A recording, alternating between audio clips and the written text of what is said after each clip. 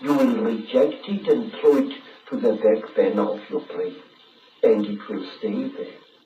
Hundreds of us see very strange things every day, but we refuse to accept what we see.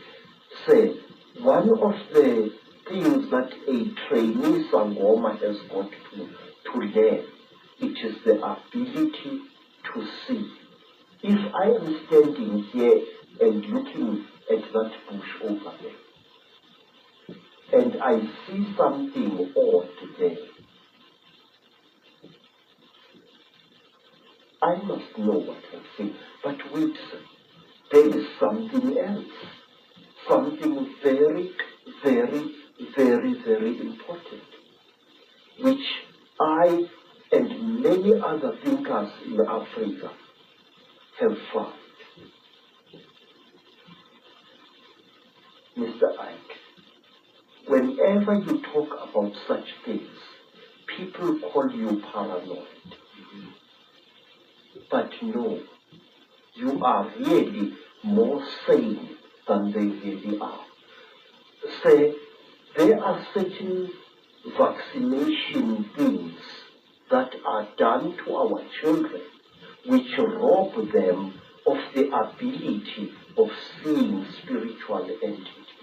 Believe me, I can prove this. In Zululand,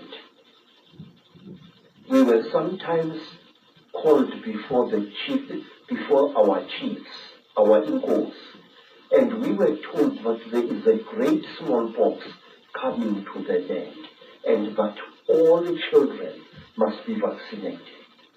Do you know that my mother's father, my grandfather, used to dodge that? He said that the white man's job, the white man's vaccination, makes you blind.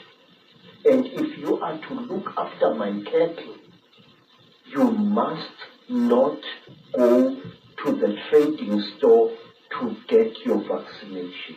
But wait, the school inspectors used to come into the land and check each child for signs of vaccination or lack of it. Now, do you know what we used to do with the David? Our grandmothers used to give us great pain in order to save our spiritual eyes. They used to heat grains of maize, and then they would heat this grain of maize, and using a piece of wood as tweezers, place it firmly against the skin of the child. So when the school inspector came, he saw this blister and assumed that the child had been vaccinated, but in fact it had not. And this was done to us many, many times. And I noticed that school children in mission schools who had been vaccinated for smallpox or for measles could not see spiritual entities at all. A dawn, that is a flying saucer, a Sputek, would fly through the sky at great speed and be seen by many men and women. But the child who had been vaccinated would see nothing. And I noticed this hundreds of times.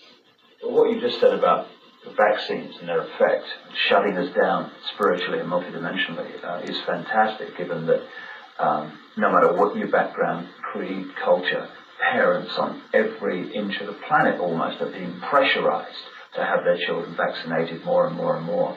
And to summarize what you've been saying, and indeed it's so much in line with what I've come to the conclusion about as well, an extraterrestrial race, reptilian race, disconnected us from our true magnificent senses in a long, long ancient world. They've been manipulating us ever since, and the more the time has passed, the less we've realized this is going on. And now we're at a point where we are in a prison without bars, a massive prison.